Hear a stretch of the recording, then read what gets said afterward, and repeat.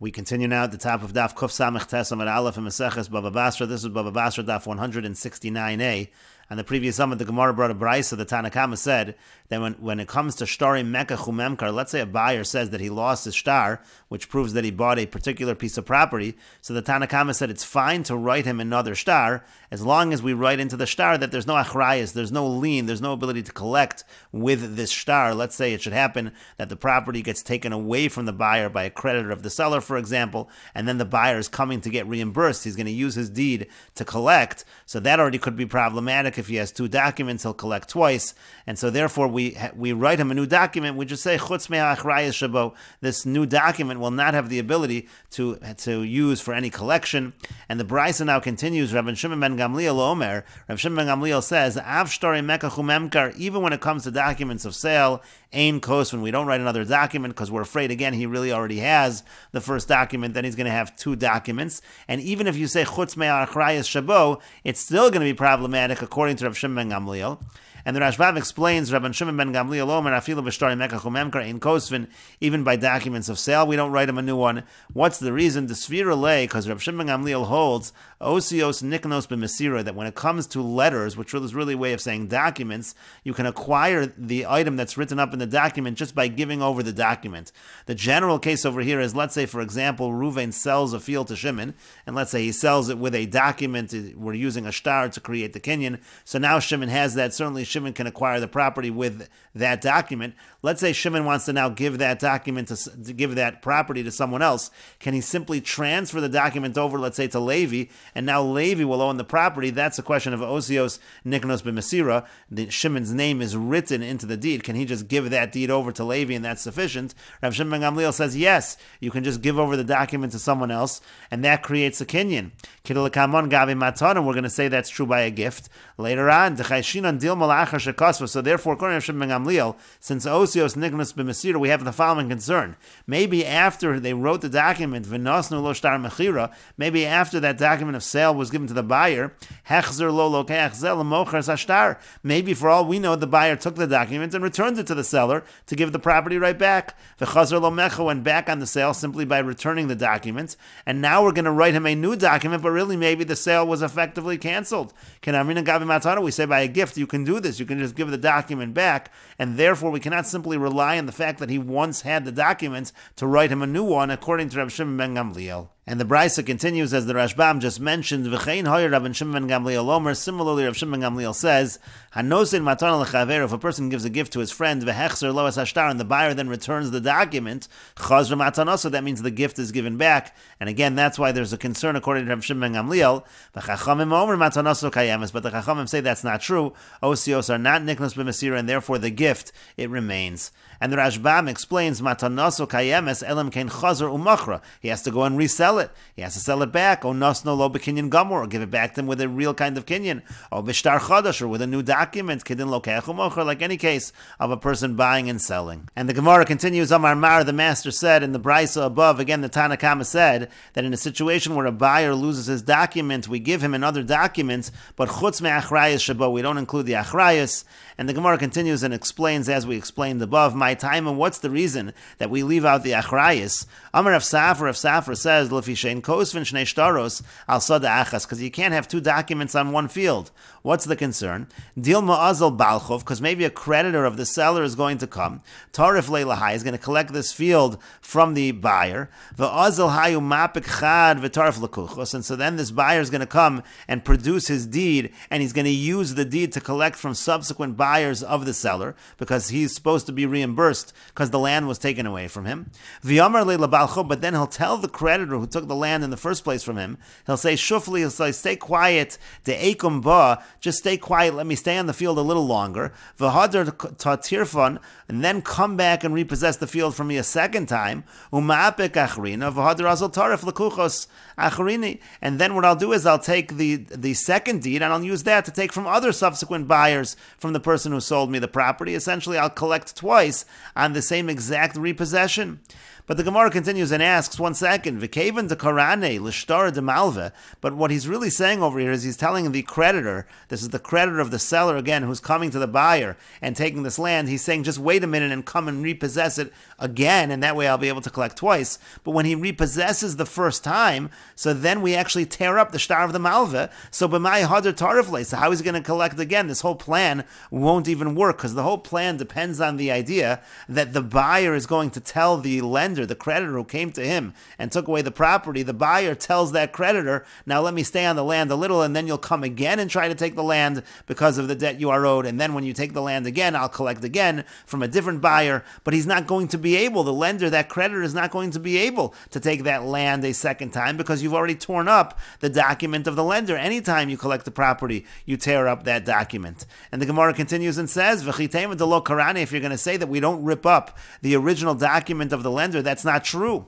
V'amar of Nachman, but Rav Nachman said, Kol tirfa de lo chasabei karani l'shtar de malva. Any tirfa, a tirfa is a document that authorizes this lender to seize property. If it doesn't say in there that you tore up the original document of loan that the malva had, lav tirfahu, that's not a good tirfa, so of course they're going to tear up that document. And furthermore, v'chol adrachta, any adrachta, and adrachta is the next step after you have an authorization to seize property. You write up an adrachta which allows you to seize the property. But if you have an adrachta de lo chsiv ba karani letirfa, it doesn't say in it that we ripped up the tirfa, lav adrachta, that's not an adrachta. And then there's another step, v'chol shum, anytime you have a document that values the property, you have to figure out how much it's worth, how much is actually being seized in terms of the collection of the debt. So that's the last document. If it doesn't say in that shuma de lo chsiv be karani la adrachta, if it doesn't say that we ripped up the adrachta, lav shumahi, that's not a shuma. So you know that we're going to be ripping up these documents. So this whole concern that the buyer is going to collect twice, it's never going to happen, because the creditor is not going to be able to collect from the buyer a second time. And the Gemara says, lo no tzricha, it's necessary to ka'asi mikoach avahase. It's possible that someone's going to collect this land from the buyer not as a creditor. That's true. A creditor can only collect one time. But what if somebody comes and says that actually this property that was sold to you by the seller, it never belonged to the seller, it belonged to my forefathers. I have witnesses that it's my property. So in that situation, he actually can do that 2 times, because he's not collecting with a particular document that gets ripped up. He's simply coming with witnesses that say, this land is my land. So then you do have this whole problem, because the person is going to come and has witnesses, this land is my land, and so now the buyer is going to be able to produce his deed in order to collect from subsequent buyers of the seller, and then the person will come a second time, and on the exact same piece of property, he'll produce witnesses and say, again, this property belonged to my fathers, and if the buyer has a second deed, he'll be able to collect from other buyers. That's why you have this problem, and that's why you don't have 2 deeds on one piece of property. But the Gemara continues, Amar le Ravacha mi Difti le Ravina. Ravacha from Difti said to Ravina, why do you have to have this as part of the concern? That the buyer says to the creditor, be quiet for me, let me stay on the land and come back and collect again. Just say simply, Teipagle. Why don't we just say the concern is very simple? If he has 2 documents of deed, tarif, he's going to collect once and then he'll collect again. What do you even need to involve the creditor at all, or the person who's repossessing the land at all? Forget about that. Just simply say you can't have 2 deeds on one piece of property, because then if the property is going to be taken away from the buyer, he'll have 2 deeds and he'll go to 2 different subsequent buyers from that seller, and he'll be able to take twice. But the Gemara says, no, that we can't say, because if the person would try to do that all at the same time, and on the same exact seizure of his property, he goes and takes his deeds in order to get reimbursed, Nefishi olei bali din, and then you're going to have too many litigants. It's going to be found out that this is what he's trying to do. People are going to be aware of that. He's not going to get away with it. But the Gemara continues and says, why don't we have a different solution? Why don't we say, let's write a new document for this buyer. Again, we're talking about a buyer who lost his document on a particular piece of land that he bought. And so we said, you write him another document without the ability to collect, with no achrayas. But why not write him a good document with the ability to collect? And then what's our whole concern? Our whole concern is that the person is going to go ahead and he'll be able to collect twice because he'll have 2 deeds. But we have a simple solution. Just write a shover, write a receipt for the seller, and that will prove, when the seller has this receipt, it'll say on that receipt, called shtare diyifkun al arada psulin, that all documents that the buyer tries to produce with regards to the achrayas on this land, they're all disqualified. Levar min diyipok bezimnada, except for the one that has the proper date, that original date. Meaning the seller will have a shover, will have a receipt that will prove that no matter how many documents the buyer has, only the first document is effective to collect with, and then we won't have to worry that he's going to collect with the subsequent documents.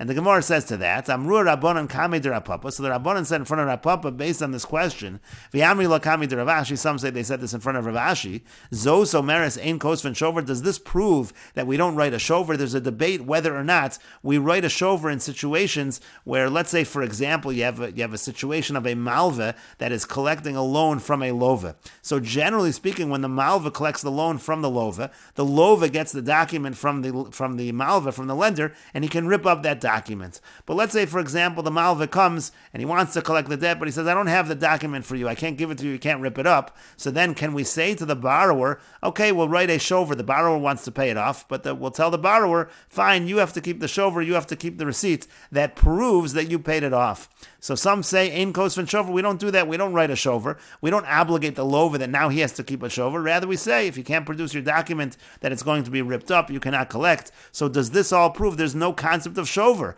Over here, we wouldn't do that. We wouldn't tell the seller that we're going to write a new document for the buyer, and now you'll hold on to a shover, a receipt that will only allow the buyer to collect based on the first deed. Let's prove from here that we don't write a shover. As the Rashbam explains, Zos Omeres, does this prove Machlokes Tanoim, who this issue of whether we write a shover is actually a Machlokes Tanoim, B'masnisin, B'pirkin, in our parak in the Mishnah, B'shtari Halvos. It's a Machlokes specifically by documents of loan. Here we're talking about a document of purchasing a piece of land, but that Machlokes Tanoim is by loans. The Equal Amad Amar, because one holds, Ein Kosven, you don't write it. Meaning, Shalo Yetzarach Lishmor Shovro Mino Achbarim. You don't make it that this guy now has to protect his shover from the mice, he has to protect it and keep it. And what that means is, as we said, Umal Veshavet Shtaro, therefore, if a lender loses his document, Hifsid Chovo, he really cannot collect the debt anymore, because if he can't produce that document, that we can rip up the document. So we're not going to write a shover and tell the borrower that he has to keep this shover to prove that he paid off the debt. And the Rashbam says the same kind of logic can be applied to documents of purchasing property. In Mavar HaLokeach Shtaro, let's say the Lokeach, the buyer, lost his shtar, Lo Nichtov Le Shtara Ma'ali, we're not going to write for him a good shtar that he can collect with. Al Smach HaShover Shabiyat HaMocher, and rely on the fact that we give a receipt to the seller. Sharei Lo Yichtavu Shover, because they're not going to write a shover. The Nimtza Mocher Tzarach Lishmor Shover Menachbarm, because then again you're obligating the seller to protect and keep this shover and keep it away from the mice, etc. That we're not going to require. But does this prove that that's the case of Ein Kosven Shover? And we will continue with this discussion in the next video on Daf Kuf Samech Tes Amid Beis.